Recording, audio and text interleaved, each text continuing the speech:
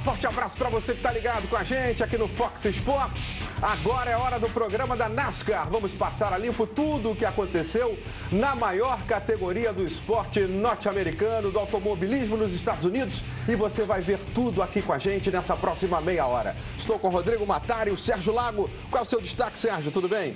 Oi, Hamilton, tudo bem? Oi, Matar. Alô a todos que nos acompanham. O meu destaque é muita coisa aconteceu nesse fim de semana, no último fim de semana, inclusive a situação do Tony Stewart, mas para mim o destaque é o A.J. Allmendinger. É uma bela história, a vitória do A.J. Allmendinger no domingo em Watkins Glen. Parabéns para ele, merecia, tirou essa da garganta. E carimbou passagem para o Chase, as vagas estão diminuindo. Olá, Rodrigo. Olá, Milton, Sérgio Lago, amigos do Fox Sports. Realmente o A.J. Allmendinger fez uma grande corrida. E a etapa de Watkins Glen, tanto na Sprint Cup quanto da Nationwide, foi totalmente dominada pelos especialistas em circuito misto. Porque na Nationwide ganhou o australiano Marcos Ambrose. E é o que a gente vai ver agora, de imediato, primeira bandeira verde do programa, Nationwide Series. Vamos ver como foi a prova. Drivers, start your engine! All day, Billy. Go to two.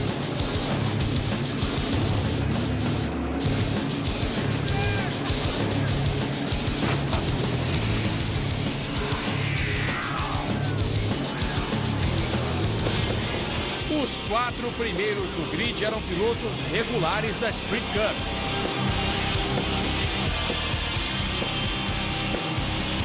Brad Keselowski, o pole, manteve a ponta na largada, seguido de Joey Logano.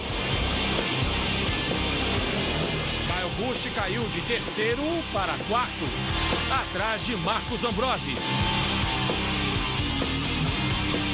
Tudo indicava nas primeiras voltas que a vitória seria da Penske. Keselowski perdeu a liderança para Logano.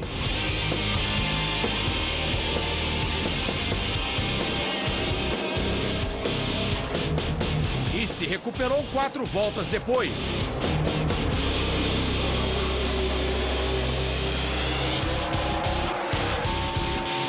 Entre uma ultrapassagem e outra, Kyle forçou a barra na entrada do box stop. Ele e Ambrose acabaram na área de escape.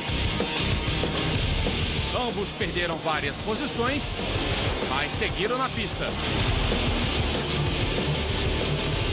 A primeira bandeira amarela, provocada depois deste contato de Trevor Bayne e Kenny Habul, foi decisiva.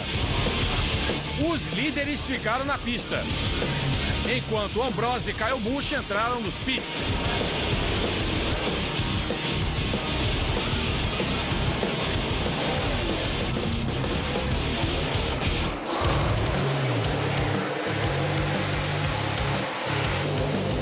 Keselowski continuou em primeiro após a relargada, até parar 3 voltas depois para reabastecer e trocar os 4 pneus.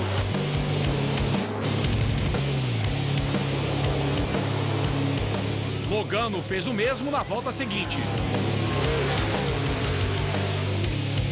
Ambrose e Kyle Busch também foram para os pits, mas como apenas completaram o tanque, voltaram na frente dos adversários. O australiano passou a liderar assim que terminou o ciclo de paradas em bandeira verde. A prova ainda teve mais 4 amarelas, sendo que uma delas depois deste contava entre Trevor Bayne e J.J. Yeley. O piloto do carro 28 não gostou. Entre os pilotos que disputam o título, Regan Smith tinha o melhor desempenho, até ser penalizado por um erro na troca de pneus.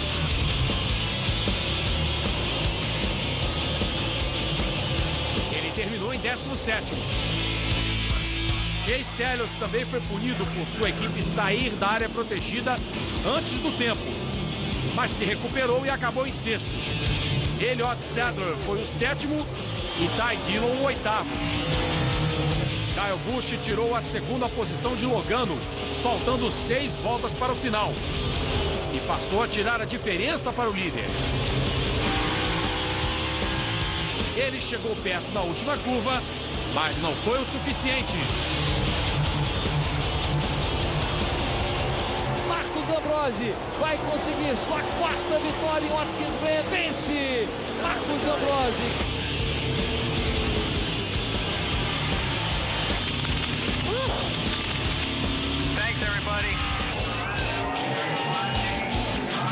Esta foi a quarta vitória de Marcos Ambrose em Watkins Glen na Nationwide Series e a sexta dele na pista.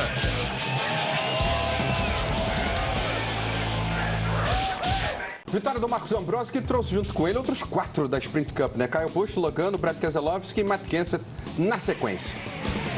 Só uma curiosidade ali, a prova terminou, os 4 primeiros que largaram, 1, 2, 3, 4, terminaram o quarto. Terminou em primeiro, terceiro em segundo, inverteu-se a ordem. Exatamente. Agora, foi uma prova realmente brilhante do Marcos Ambrose. Eu acho que ele mostrou porque ele é rei de Watkins Glen. Foi a quarta vitória dele em Watkins Glen pela Nationwide Series, já com 2 vitórias anteriores em 2011 e 2012 na Sprint Cup também. E foi uma tática primorosa. Claro, ele foi muito rápido também. Aí, já no começo da prova, ele assumiu a terceira posição em cima do Kyle Busch, né? Ele largou em quarto, e a tática dele que realmente foi perfeita. Ele parou na primeira bandeira amarela e aí logo depois, quando todos estavam parando em bandeira verde, ele também parou, mas aí ele só completou o tanque e com isso ele já estava à frente dos outros pilotos. Então ele ficou à frente de todos os pilotos que acabou conseguindo a vitória. Isso foi determinante para que ele construísse a vantagem ao longo da prova. Foi o piloto que mais voltas liderou. Foi tremendamente brilhante a tática da equipe de Richard Petty e ele também foi muito bem ao longo da corrida. Ele foi muito rápido, mesmo após o toque que ele recebeu do Kyle Busch. Ele era o piloto mais rápido na pista, inegavelmente. Muito bem, vamos ver a classificação da NASCAR Nationwide Series depois desta etapa. Na sua tela, a classificação com Chase Elliott liderando, Regan Smith, Elliott Sadler, Ty Dillon e Brian Scott. Campeonato tá apertadinho, né? Muito equilibrado, uma disputa muito equilibrada, 13 pontos somente separando os 4 primeiros colocados, e a gente vai ter mais uma corrida em misto na sequência, só que desta vez nenhum piloto da Sprint Cup vai participar, que é a prova de Mid-Ohio. E essa corrida deve definir os rumos do campeonato. O Chase Elliott, que não conhece a pista que ele vai correr agora esse final de semana, se ele obtiver mais um bom resultado, dá mais um passinho importante para tentar conquistar o título na Nationwide Series. Essa é a 22ª etapa do total de 33 da temporada de 2014. Falamos de Nationwide Series, agora o assunto é Tony Stewart. Assunto que a gente traz à mesa. O Tony Stewart se envolveu num acidente com morte numa prova da Sprint Car e houve a morte de um piloto que competia com ele. Esse piloto foi tocado pelo Tony Stewart, saiu da pista, o carro ficou à margem da pista, ele voltou para a pista para protestar a pé, numa pista escura para reclamar e com isso perdeu a vida, porque foi atropelado pelo carro do Tony Stewart. Essa foi realmente a grande questão do fim de semana. Acho que isso dominou todos os assuntos, foi realmente uma infelicidade sobre todos os pontos de vista. Rapidamente, para colocar um histórico, o Sprint Cars é um tipo de automóvel muito rápido, que normalmente corre em pistas de terra e que o Tony Stewart adora esse tipo de carro. Foi nesse tipo de carro que ele teve um acidente há um pouco mais de um ano, que ele quebrou a perna em 2 lugares e ficou de fora do final da temporada do ano passado. Há um pouco mais de um ano também, na mesma pista em que isso aconteceu, ele teve problemas, ele se envolveu num acidente, 15 pilotos, 15 carros envolvidos, uma menina, inclusive, teve que ir para o hospital com uma compressão na vértebra, algo meio sério, e o piloto saiu do carro para reclamar do Tony Stewart e o Tony Stewart acabou atropelando este piloto, isto depois de um acidente entre o Tony Stewart e o piloto. É o Kevin Ward, o nome do piloto. Exatamente. Ele foi para o hospital, mas já chegou sem vida no hospital. E hoje o xerife do condado deu declarações de que em 2 semanas as investigações vão continuar, algumas pessoas estão sendo chamadas para depor. Inclusive, um piloto deu uma declaração hoje dizendo que estava próximo do Tony Stewart, observou que ele não teve condição de desviar realmente. Já deu esse depoimento não ao xerife, mas à imprensa, de que ele não teve condição de fazer o desvio, por isso é que ele atropelou o Kevin Ward. O problema é que muita gente condena o Tony Stewart sem ter provas, até pelo histórico que o Tony Stewart tem de um piloto estourado, esquentado, de difícil trato. Mas não acredito que tenha sido intencional, muito pelo contrário, foi uma fatalidade. Eu acho que a investigação vai ser conduzida dessa forma. Porém, é bom lembrar que a justiça permite, nesse caso, que a família do Kevin Ward processe o Tony Stewart pela morte do rapaz de apenas 20 anos de idade. E provavelmente é o que fará. O Tony Stewart deve sofrer as consequências disso judicialmente, deverá ser acionado na justiça. Vai ser um processo muito doloroso, muito complicado, mas é o que vai acontecer. A investigação segue duas linhas. Uma, a imprudência do Tony Stewart, e a segunda, a negligência do Kevin Ward, que deixou o carro e numa pista escura foi para o meio da pista para protestar. A gente vai para o intervalo, daqui a pouco volta falando de Sprint Cup.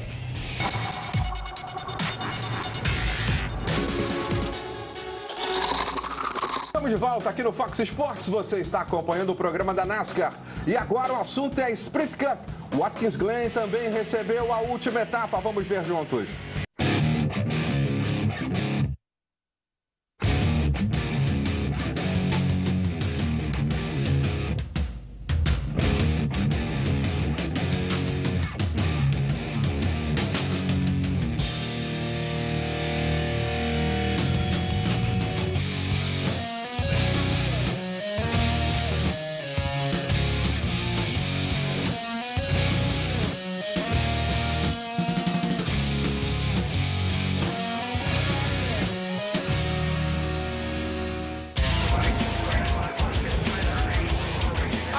Marcou a estreia de Nelsinho Piquet na Sprint Cup. Ele começou em 32º.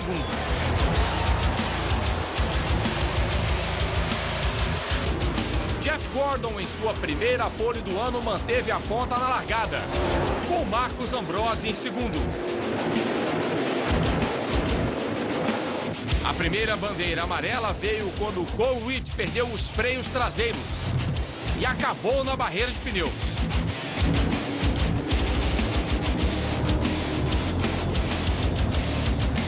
Nenhum dos líderes parou nos pits.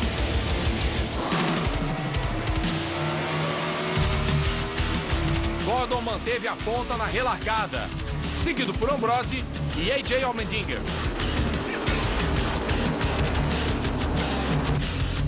Ambrose reabasteceu antes de Gordon e passou a liderar depois do ciclo de paradas em bandeira verde.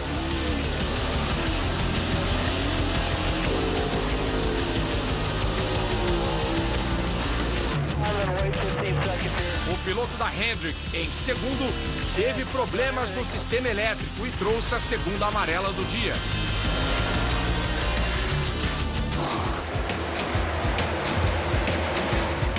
Jimmy Johnson e Dale Earnhardt Jr. lideravam os poucos que não pararam nos pits e relargaram na frente.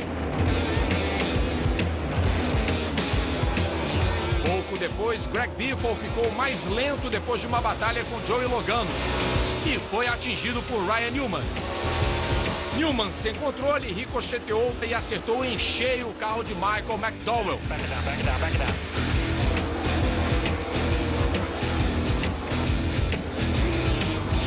Reparem onde foi parar o eixo traseiro do 95. Os dois saíram dos carros ilesos. A paralisação para o conserto do guardrail durou 1 hora e 21 minutos.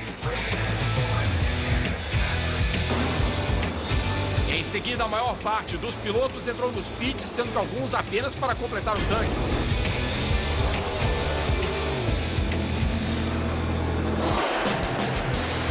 AJ Allmendinger voltou na frente e relargou em quarto. Ele logo passou para segundo e pouco depois tirou a liderança de Carl Edwards.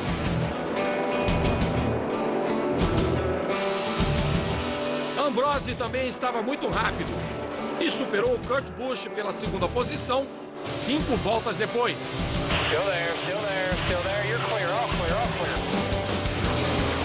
A diferença entre os dois estava diminuindo quando Josh Wise trouxe a 4ª amarela.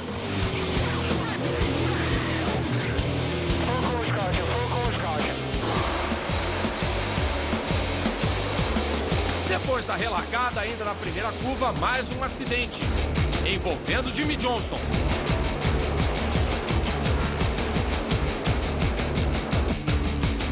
Kyle Larson tocou em Matt Kenseth, que provocou a rodada do 48.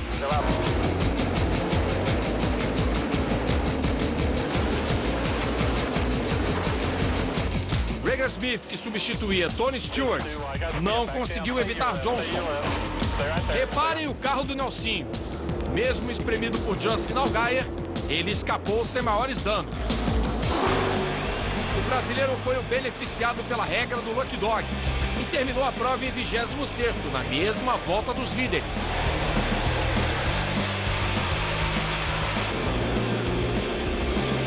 Ambrose teve uma relargada perfeita e conseguiu se posicionar por dentro no final da curva 1. Ele e Allmendinger batalharam lado a lado durante quase meia volta.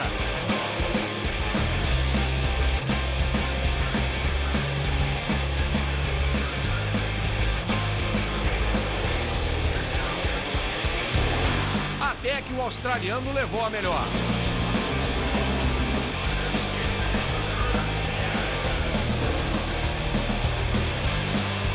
O 47 não desistiu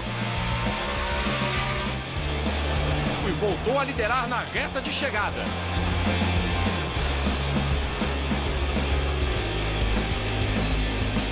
O duelo foi interrompido pela última amarela do dia.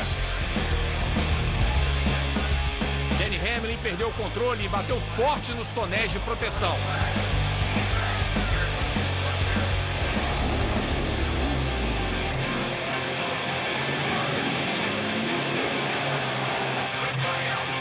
A bandeira vermelha foi acionada pela segunda vez na prova, desta vez por cerca de 20 minutos.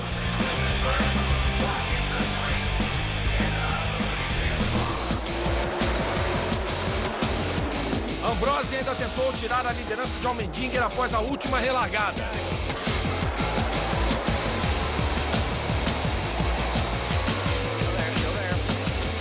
Mas sem sucesso.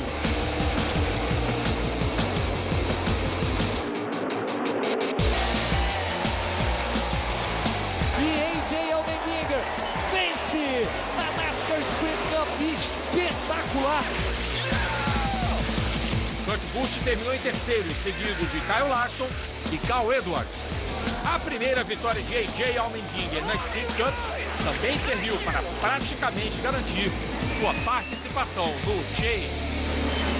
Sérgio Lago, você no final da prova não teve dúvidas em saber se o amarelo era o 47 ou o 9, não? Porque houve uma mistura de tintas ali a corrida inteira, né? Não, realmente não, mas foi espetacular. Olha, eu acho que o duelo do Allmendinger ter sido com o Marcos Ambrose, que tinha vencido na prova do dia anterior na Nationwide Series, já com 2 vitórias em Watkins Glen, um dos favoritos para a prova, só aumenta o trabalho feito pelo Allmendinger, que realmente foi espetacular, muito bacana. Matar, segurança fundamental nessa prova, muitos acidentes e os pilotos saindo ilesos.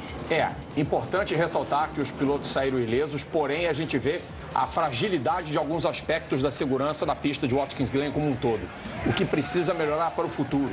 A gente vê um guardrail desmilinguido dessa forma e outros acidentes do passado, como este de 2009, que a gente está vendo agora, muito semelhante, de dinâmica muito parecida com esse que aconteceu no domingo com o Ryan Newman e o Michael McDowell. Área de escape curta, né? O carro vai no guarda-reio e volta. Porque essa pista é old school. Olha essa batida aí. Isso é Dave Regan e Dave Rittman. Isso já um pouco mais recente, em 2011. Olha como os carros são ricocheteados pela barreira de proteção. Pelo menos a barreira aí, ela não se desfez no impacto, né? Eu concordo com o Matar. Muito tem que ser melhorado na questão da segurança. Isso foi no ano passado, Marcos Ambrose zangado. Essa pista da International Speedway Corporation, que é uma empresa da NASCAR, tem 13 autódromos, a maior parte deles ovais, e é responsável por 19 provas das 36 da temporada da Sprint Cup. Então tem que ser trabalhado ali, talvez no lugar dos guardrails, fazer aquela safety barrier, né? Soft wall, ou a safety barrier, que são 2 muros, né? Um muro de concreto e um poliuretano ali para absorver os carros. Alguma coisa de fato tem que ser feita. Acho que vai ser feita para o ano que vem. A pega da corrida entre Ambrose e Allmendinger, ponto alto, né? Inesquecível, né? Realmente sensacional. Aquela segunda relargada, os dois lado a lado. Eu destaco, na verdade, essa relargada, com os dois trocando tinta, foi alguma coisa assim de lindo. É automobilismo puro. O telespectador vai concordar conosco, né? Porque a gente não vê hoje brigas como essa mais no esporte. E foi uma briga limpa. É óbvio que alguém vai dizer, mas o Allmendinger e o Ambrose jogaram sujo um com o outro. Tá, mas na visão da NASCAR isso não aconteceu, tanto que não resvalou punição nenhuma para ninguém, né? Eu não acho que tenha rolado nada de nenhuma sujeira, não acho que foi típico dentro da NASCAR o que aconteceu. Agora, eu vou dizer uma coisa importante, isso não é exceção. Ano passado tivemos outra batalha com Jamie McMurray, Kyle Busch e o Brad Keselowski também nas últimas voltas. Então esse tipo de final em Watkins Glen não é novidade. Não é novidade, é comum e foi espetacular ver esses dois pilotos aí realmente batalhando duro pela vitória. Deixa eu chamar a classificação da NASCAR Sprint Cup, porque tem gente nova aí na briga por vaga no Chase. Agora são 4 vagas somente por pontuação, ou melhor, por vitória. Por pontuação ainda continua em aberto, vamos ver. Classificação para você, com o Dale Jr. com 3 vitórias, Brad Keselowski também, Jimmy Johnson, Jeff Gordon com 2, aí a turma de 2 vitórias. Joey Logano, Cal Edwards, Kevin Harvick, Kyle Busch 1 vitória, Denny Hamlin, Eric Almirola, Kurt Busch e agora A.J. Allmendinger. E aí o pessoal dos pontos, o Matt Kenseth, o Ryan Newman, o Kyle Larson e o Clint Bowyer. São 4 vagas por vitória, ainda em aberto. Se um piloto diferente desses aí que já venceu vencer, vai entrar na briga ali, como entrou o Allmendinger agora. É verdade. E a gente viu ali o Kyle Larson dando um salto importante, ele que estava ali numa zona de risco, estava com uma situação muito complicada. Ele fez um final de prova fantástico, né, Sérgio Lago? Ele emergiu do nada praticamente, terminou em 4º lugar. E esse foi um resultado muito importante para o Kyle Larson, ultrapassar até o Clint Bowyer no total de pontos e deixar para trás o Case Kane e o A.J. e o Austin Dillon, que estavam brigando com ele ali, muito próximo. Vale o registro também que o Dale Jr. nos pontos é o novo líder, ele passa o Jeff Gordon. Exatamente, agora só um registro aqui que eu acho muito importante, na tabela está muito apertado. Sem dúvida o Kyle Larson está numa posição que eu diria não está tão confortável não, está razoavelmente confortável. Ele está 1 ponto à frente do Clint Bowyer, que ainda está classificado, mas depois disso ele aparece 9 pontos apenas à frente do Greg Biffle, depois 12 pontos ou 13 à frente do Casey Kane, e o Austin Dillon também está grudado ali. 19 então pontos. São 4 provas ainda temos um pneu furado, um acidente, um problema, joga qualquer um desses pilotos fora. E uma vitória alavanca demais. O Greg Biffle hoje é 17º. Se ele conseguir uma vitória, na pontuação ele é 8º. Ele vai para 8º. É verdade. Então uma vitória não só coloca no Chase, como alavanca também o posicionamento no campeonato. O A.J. Allmendinger entra, é mais um que entra, são 12 por vitória. 12 por vitória. 12 pilotos diferentes por vitórias. Próxima etapa, Michigan. Próxima etapa do campeonato. E falando em próxima etapa, é hora de darmos os palpites. Primeiro vamos conferir como é que está a classificação dos palpites aqui do nosso programa.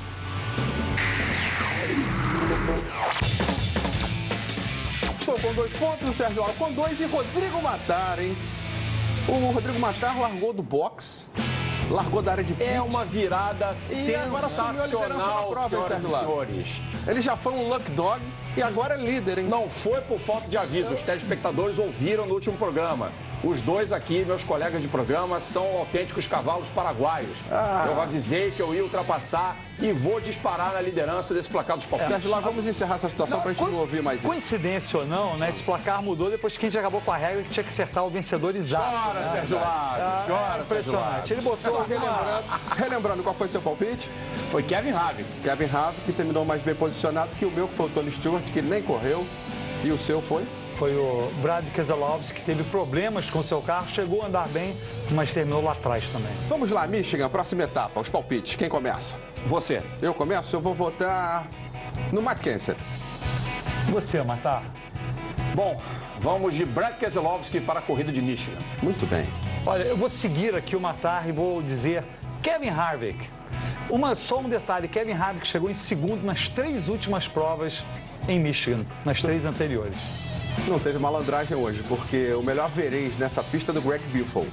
E ninguém votou nele, então ninguém pesquisou antes para poder fazer o voto. Senhores, valeu, hein? Valeu. Até a próxima. Obrigado, Sérgio. Obrigado, Rodrigo Matara. Você que ficou ligado com a gente. Para saber tudo da NASCAR, continue ligado no Fox Sports. Forte abraço.